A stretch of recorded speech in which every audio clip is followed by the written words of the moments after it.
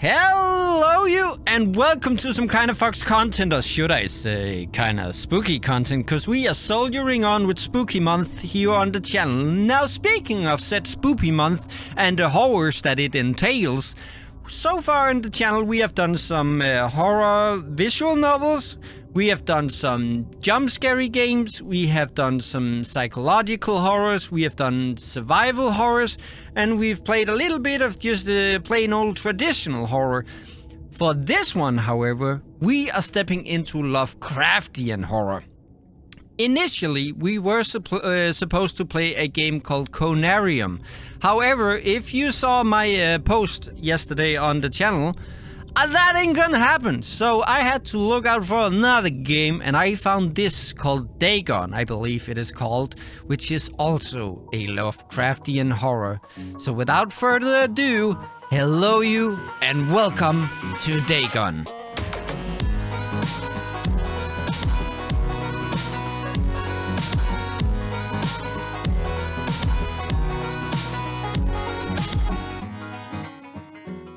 Dagon is a faithful, interactive adaptation of H.P. Lovecraft's work focused on story and atmosphere. You will not find difficult choices, action sequence, or inventory management here, and movement is limited to progressing through locations along with the plot. I am writing this under an appreciable mental strain, since by tonight I shall be no more. Oh, we're already into the Poetics here. Small proclaimer, I think this will be a one episode series because as far as I could tell, this game is about an hour long, so we will seek to finish this game in this run. During the game, you'll encounter interactive elements. Some of them will allow you to continue your journey. Others reveal interesting facts about the original short story, its historical background, and the author. Some of the trivia is hidden. In order to find the secret, focus your eyes and look for the Elder Sign. Oh, the Elder Sign. Am I looking for the Elder Scrolls too? There's something here. I think I'm stuck in place. I can zoom in. Penniless, and at the end of my supply of the drug which alone makes life endurable, I can bear the torture no longer, and shall cast myself from this garret window into the squalid street below. Do not think from my slavery to morphine that I am a weakling or a degenerate. When you have read these hastily scrawled pages, you may guess, though never fully realize, why it is that I must have forgetfulness or death. Oh boy. What's this? It was in one of the most open and least frequented parts of the broad Pacific that the packet of which I was supercargo fell a victim to the German sea raider. Oh no. Okay, so this is I just click. I cannot move. Oh, look at this place. A little spot there of light. A glimmer of hope, maybe?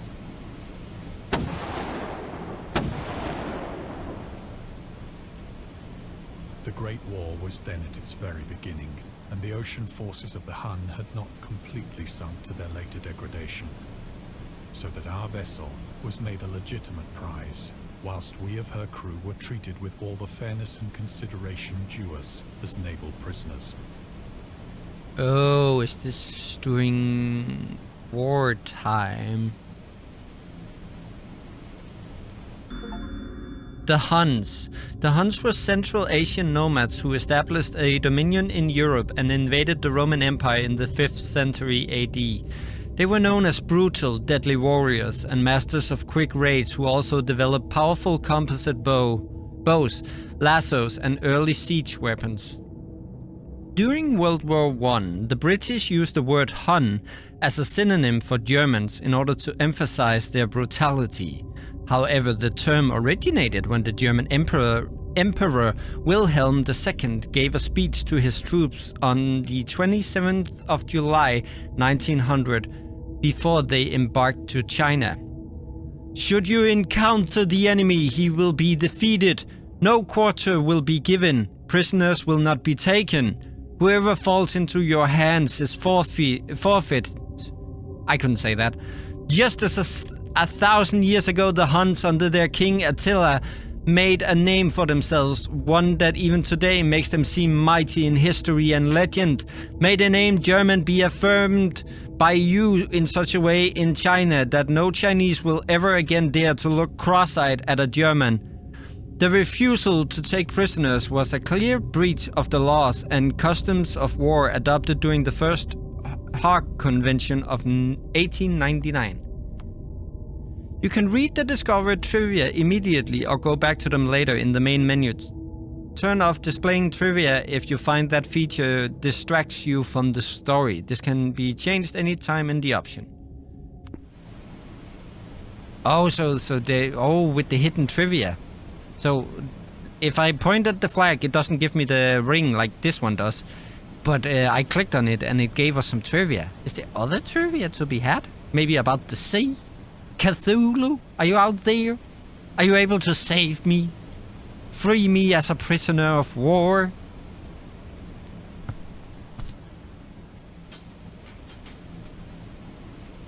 So liberal, indeed, was the discipline of our captors, that 5 days after we were taken, I managed to escape alone in a small boat with water and provisions for a good length of time. Oh. Is this our provisions? I suspect so. When I finally found myself adrift and free, I had but little idea of my surroundings. Never a competent navigator, I could only guess vaguely by the sun and stars that I was somewhat south of the equator.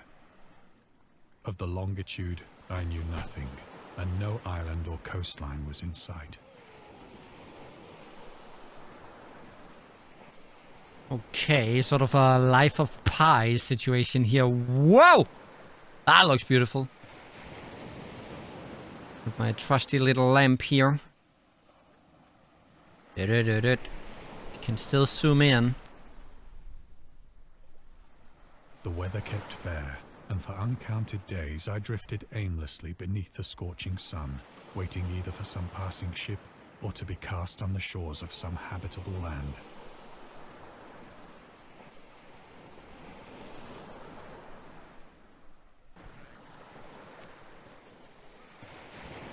But neither ship nor land appeared, and I began to despair in my solitude upon the heaving vastness of unbroken blue.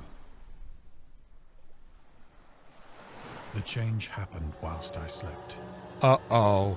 Its details I shall never know, for my slumber, though troubled and dream-infested, was continuous.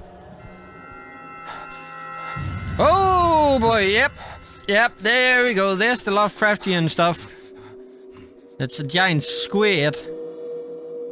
It's the mouth of Cthulhu. Can I click anything else? Whoa, look at this. There's something to this imagery that's really cool.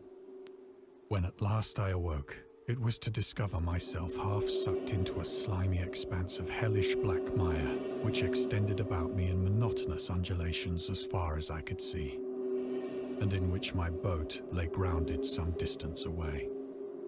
Though one might well imagine that my first sensation would be of wonder at so prodigious and unexpected a transformation of scenery, I was in reality more horrified than astonished. For there was in the air, and in the rotting soil, a sinister quality which chilled me to the very core. The region was putrid with the carcasses of decaying fish, and of other, less describable things which I saw protruding from the nasty mud of the unending plain. Perhaps I should not hope to convey in mere words the unutterable hideousness that can dwell in absolute silence and barren immensity. There was nothing within hearing, and nothing in sight, save a vast reach of black slime. Yet the very completeness of the stillness and the homogeneity of the landscape oppressed me with a nauseating fear. The sun was blazing down from a sky which seemed to me almost black in its cloudless cruelty, as though reflecting the inky marsh beneath my feet. Oh boy, he sure is poetic about it. Ew, look at this place. Ew! The origins of Dagon. Dagon seems to be inspired by Fish Head, a short novel by Irvin S. Cobb about unnatural affinities between a hybrid idiot and the strange fish of an isolated lake, supernatural horror in literature, H.P. Lovecraft, and Lovecraft's dream about a strange island emerging from the ocean and him crawling in the ooze that covered its surface. I dreamed that whole hideous crawl and can yet feel the ooze sucking me down. In defense of Dagon, H.P. Lovecraft. Lovecraft's interest in the topic stemmed from his aversion to fish and sea smells. In his own words, "I have hated fish and feared the sea and everything connected with it since I was 2 years old. But I cannot recall what earlier experience gave me such a profound and lasting aversion to the sea and seafood." The Dweller in Darkness, Lovecraft, 1927, Donald Wandrei. Ugh. Ugh. There's eerie all around. As I crawled into the stranded boat, I realized that only one theory could explain my position. Through some unprecedented volcanic upheaval, a portion of the ocean floor must have been thrown to the surface, exposing regions for which innumerable millions of years had lain hidden under unfathomable watery depths. So great was the extent of the new land which had risen beneath me that I could not detect the faintest noise of the surging ocean, straining my ears as I might. Nor were there any seafowl to prey upon the dead things. Ah. Okay, looking around for hidden symbols. Nope. Just the fish. For several hours I sat thinking or brooding in the boat, which lay upon its side and afforded a slight shade as the sun moved across the heavens. As the day progressed, the ground lost some of its stickiness and seemed likely to dry sufficiently for traveling purposes in a short time. That night I slept but little, and the next day I made for myself a pack containing food and water, preparatory to an overland journey in search of the vanished sea and possible rescue. Yeah, I have a feeling that rescue ain't gonna come for a while. Sorry for... I know it's right there, but I wanna look around and experience the atmosphere and possibly find hidden symbols and lore. Like, what's this over here? What's up with that? Look at the moon. Aw. On the third morning, I found the soil dry enough to walk upon with ease. The odor of the fish was maddening, but I was too much concerned with graver things to mind so slight an evil, and set out boldly for an unknown goal.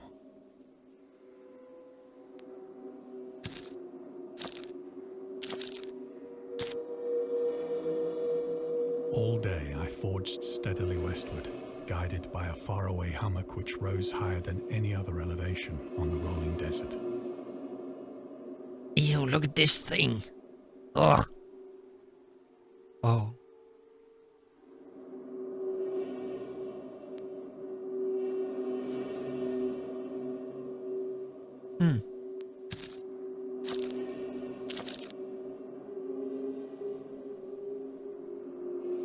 Oh, there's a giant whale. And, whatever that is, looks like something from a giant crab or something. Ugh, I hate crabs. That night, I encamped, and on the following day still travelled toward the hummock, though that object seemed scarcely nearer than when I had first espied it. Ew. It's like giant slugs. The horrors of the ocean. The creator of the Cthulhu mythos and the fictional underwater city of Alai was convinced that life could not exist at the bottom of the ocean because the water pressure would make it uninhabitable. Today we know that the darkest depths of the ocean are home to many peculiar organisms. The deepest dwelling fish we have discovered so far, the marina snailfish, can live about 8,000 meters, more than 26,000 feet, below the ocean's surface in never-ending darkness and at hellishly crushing pressures, hundreds of times stronger than those found at sea level.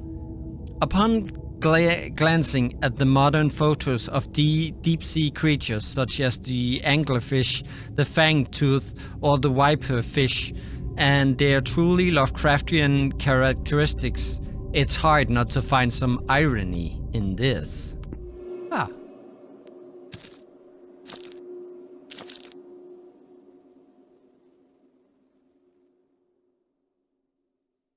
By the fourth evening, I attained the base of the mound, which turned out to be much higher than it had appeared from a distance.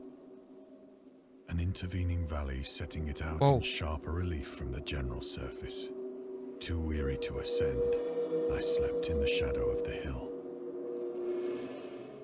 I know not why my dreams were so wild that night, but ere the waning and fantastically gibbous moon had risen far above the eastern plain,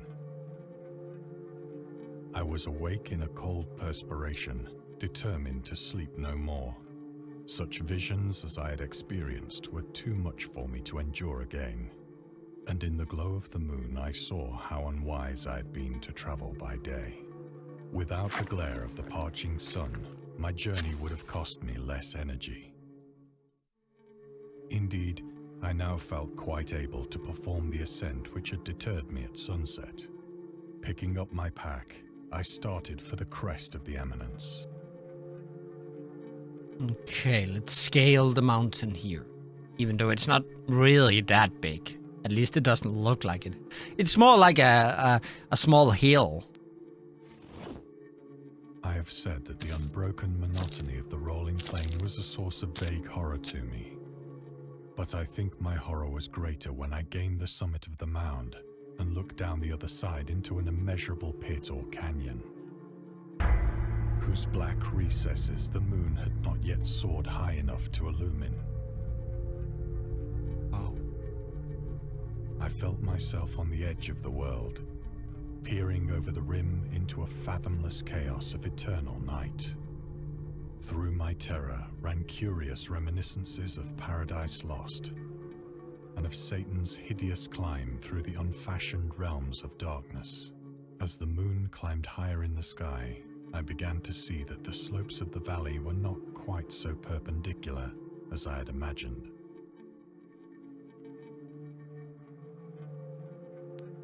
Ledges and outcroppings of rock afforded fairly easy footholds for a descent, whilst after a drop of only a few hundred feet, the declivity became very gradual.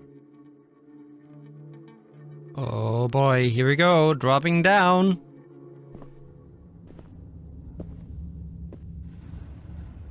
Urged on by an impulse which I cannot definitely analyze, I scrambled with difficulty down the rocks and stood on the gentler slope beneath, gazing into the Stygian deeps, where no light had yet penetrated. All at once, my attention was captured by a vast and singular object on the opposite slope, which rose steeply about 100 yards ahead of me, an object that gleamed whitely in the newly bestowed rays of the ascending moon. Yeah, you don't say.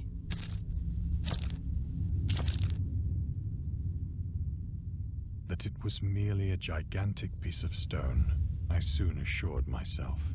But I was conscious of a distinct impression that its contour and position were not altogether the work of nature. A closer scrutiny filled me with sensations I cannot express. Is there anything else we can? No, it's just a vast amount of darkness and solitude. For despite its enormous magnitude, and its position in an abyss which had yawned at the bottom of the sea since the world was young, I perceived beyond a doubt that the strange object was a well-shaped monolith, whose massive bulk had known the workmanship and perhaps the worship of living and thinking creatures. Dazed and frightened, yet not without a certain thrill of the scientist's or archaeologist's delight, I examined my surroundings more closely. Okay, so nothing but darkness and stars, moon, stars, darkness. There's not really anything else.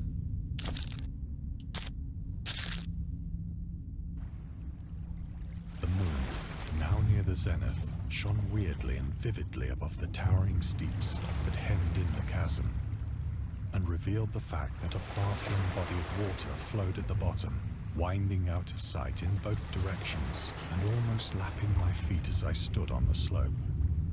Across the chasm, the wavelets washed the base of the Cyclopean monolith. Ooh, hi. Uh-oh. On whose surface I could now trace both inscriptions and crude sculptures.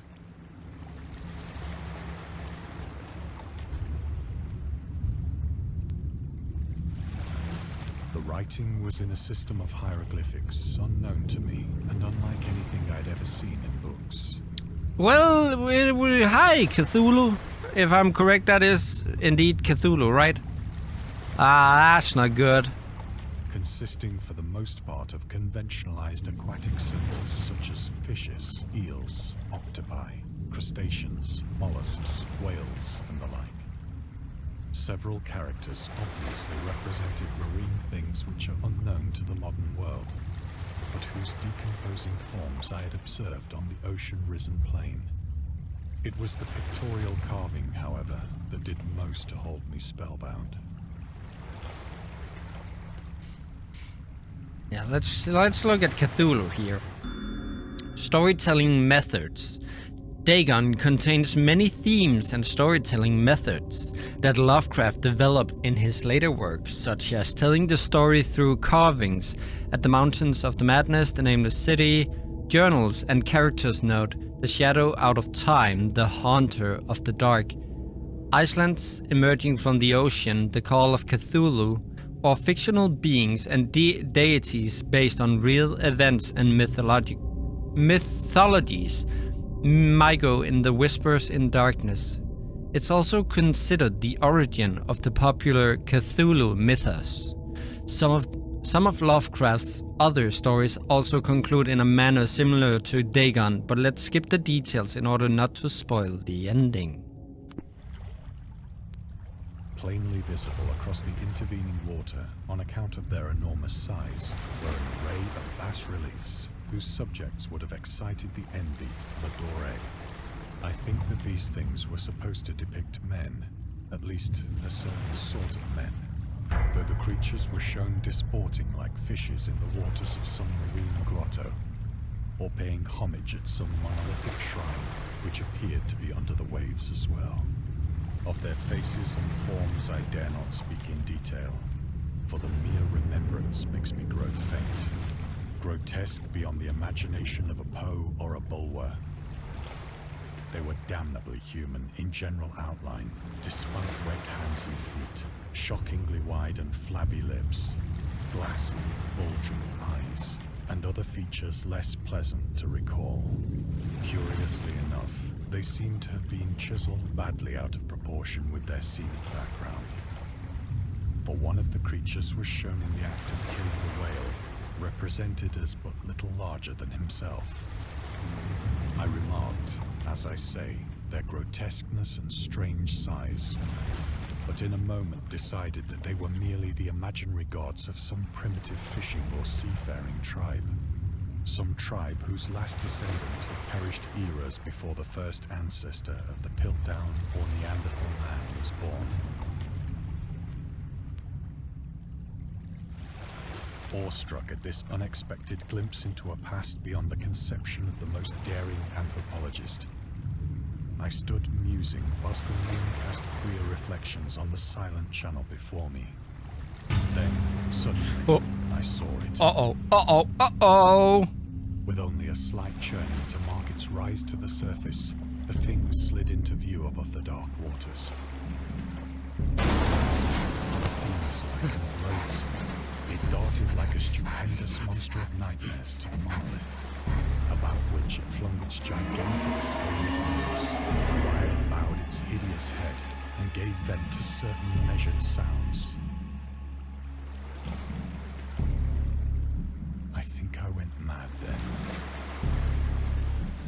Of my frantic ascent of the sloping cliff, and of my delirious journey back to the stranded boat, I remember little. Yeah, let's get out of there. Hi, Moon.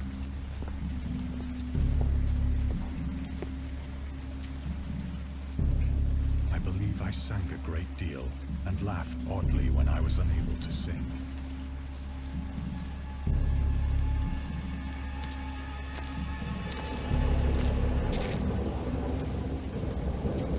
I have indistinct recollections of a great storm sometime after I reached the boat.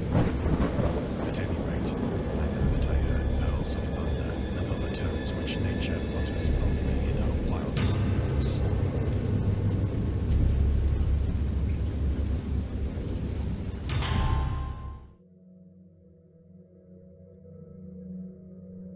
When I came out of the shadows, I was in a San Francisco hospital.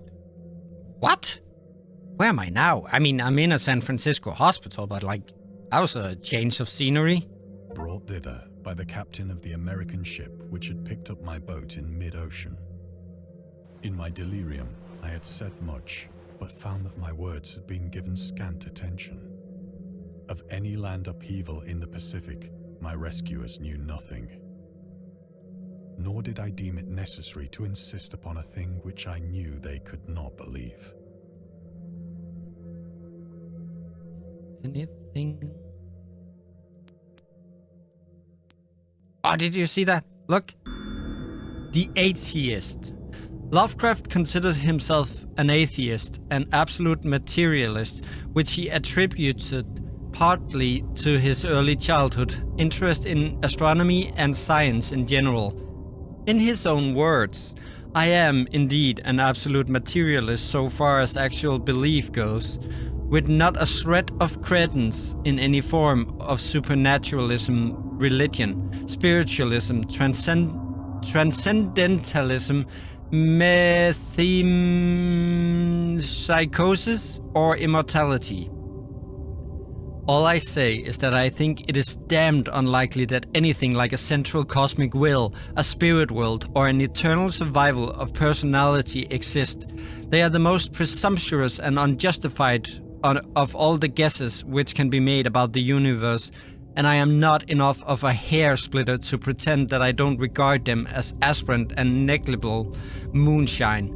In theory, I am an agnostic, but pending the appearance of radical evidence, I must be classed practically and provisionally as an atheist. Sources: Against Religion, The Atheist Writings of H.P. Lovecraft, H.P. Lovecraft Mythos, The Myth and Tales of H.P. Lovecraft, and Robert E. Howard. H.P. Lovecraft, Robert E. Howard. Oh, that's cool. It only appears when I zoom in. Oh, there's something here. The Journalist. Lovecraft... Wow, why can't I say that? Lovecraft is easy. Was a prominent figure in the world of amateur journalism. In 1915, he started publishing his own journal called The Conservative, which included political and social commentary, poetry, short stories, and literary criticism written by him and other authors.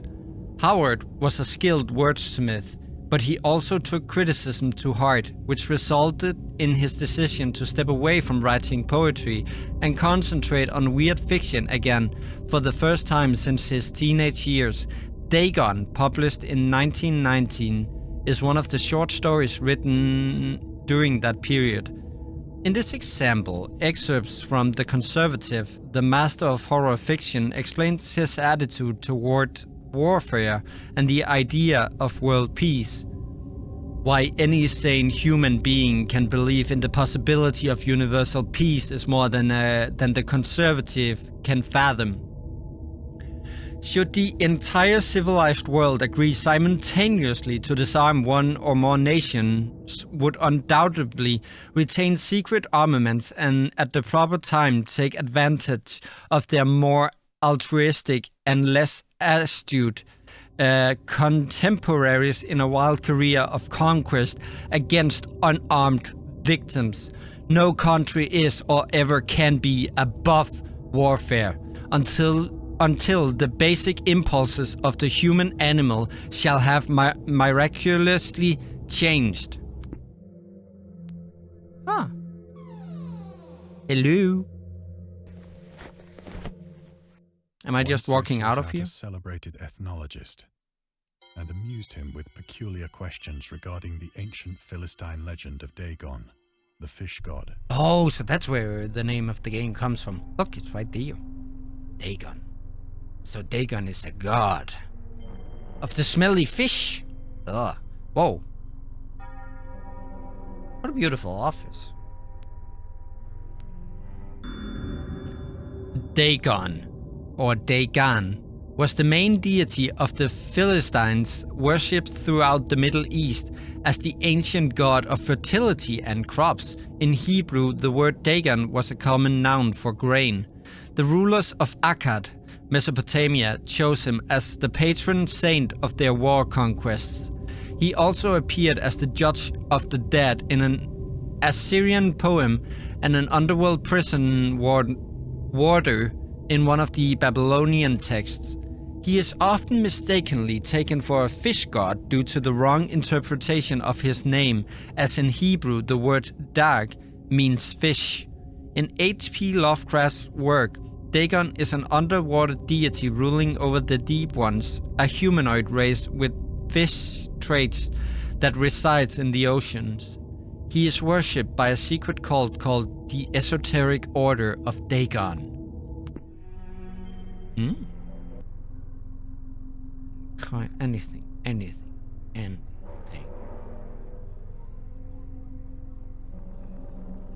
would seem not so. Progress it is then.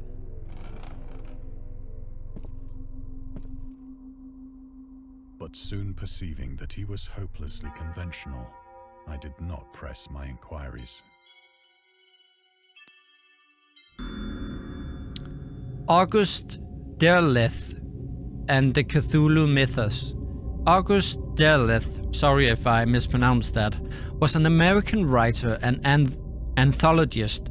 He also befriended Lovecraft and published many of his works through his company, Arkham House.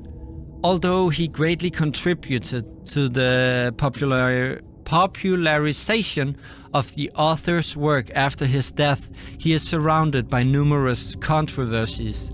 One of his most questionable decisions involved introducing the good versus evil doctrine.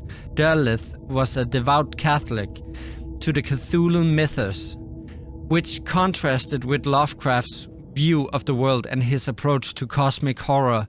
As a result, the author's work are often misunderstood and misinterpreted in today's culture. It is also worth noting that Lovecraft was never really interested in creating a mythology, and the term Cthulhu mythos was coined by Derleth after the author left the mortal plane. Okay. Oh. The Marketer.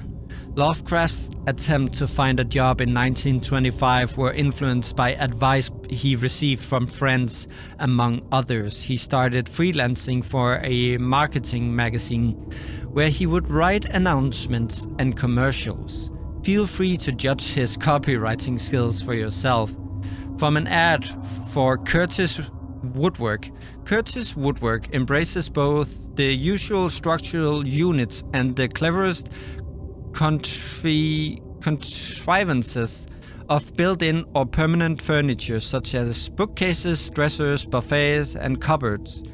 Every model is conceived and created with the purest art, ripest scholarship, and mellowest craftsmanship, which energetic enterprise can command, and made to conform rigidly to the architecture of each particular type of home, the cost, considering the quality, is amazingly low, and a trademark on the individual pieces prevents any substitutions by careless contractors. Source: Lovecraftian Studies, Volume 7.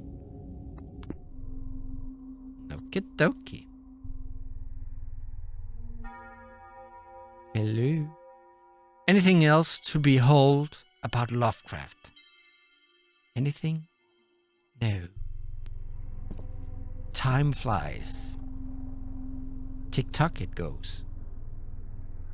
Well, this one doesn't. It's kind of still. It's stuck in place. Hello there. Plant.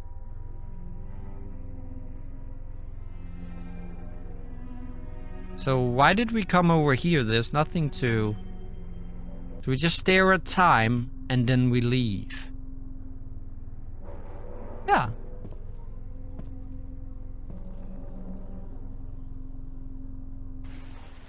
It is at night, especially when the moon is gibbous and waning, that I see the thing. I tried morphine, but the drug has given only transient surcease, and has drawn me into its clutches as a hopeless slave. So now I am to end it all, having written a full account for the information or the contemptuous amusement of my fellow men. Oh, that doesn't sound good. Lovecraft on tobacco and alcohol. Lovecraft hated tobacco, even though he used to smoke when he was 12. That was early. In order to look and feel like an adult. In his correspondence with friend Reinhard Kleiner, he claims that he quit as soon as he started wearing long pants. Okay. He also had a very strong opinion about alcohol, as evidenced by his letter to Celia Brown, dated 13 February 1928. As for the matter of drinking, I have never tasted intoxicating liquor, or never intended to. Having a strong aesthetic disgust at anything which blunts or coerces the delicate natural equipoise of the evolved human intellect or imagination, imagination. Drinking excited my personal repugnance, hence I don't drink. Let the herd do what they will. I am rather in favor of prohibition. The prohibition of any one anti-social force as well as of any other. Okay. Elder sign. At another house where people were stirring, he asked questions about the gods and whether they danced often upon Lyrion. But the farmer and his wife would only make the elder sign and tell him the way to Nur and Althar, the dream quest of unknown Kadath. H.P. Lovecraft. Elder sign is a protective symbol that can be found in various works of pop culture, usually represented by a 5-pointed star with an eye flame symbol in its center. For example, in games inspired by H.P. Lovecraft's writing, it is supposed to ward away all kinds of cosmic horrors. However, this is a later version of the sign created by the author's friend, writer August Derleth.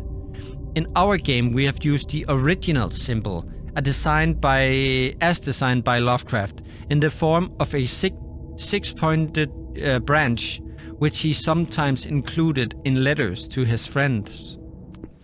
Well, that's kind of him. Be like, have some protection on me. Often, I ask myself if it could not all have been a pure phantasm, a mere freak of fever, as I lay sun-stricken and raving in the open boat after my escape from the German man-of-war. This I ask myself, but ever does there come before me a hideously vivid vision in reply. I cannot think of the deep sea without shuddering at the nameless things that may at this very moment be crawling and floundering on its slimy bed. That's true. Worshipping their ancient stone idols and carving their own detestable likenesses of submarine obelisks of water-soaked granite. I dream of a day when they may rise above the billows to drag down into their reeking talons the remnants of puny, war-exhausted mankind. Of a day when the land shall sink, and the dark ocean shall ascend amidst universal pandemonium. Oh boy. Haha, well this doesn't look good. Well, it looks beautiful, but also, bye-bye fellow humans.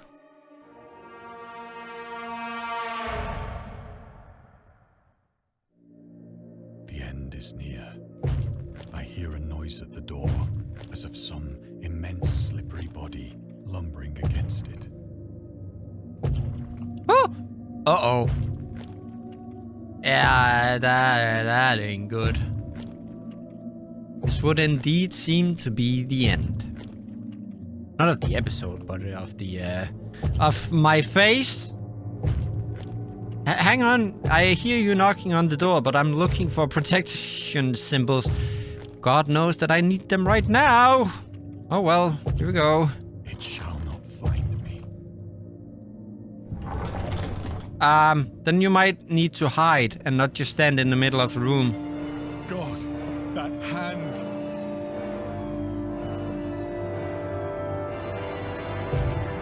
The window! The window! Yep, the window.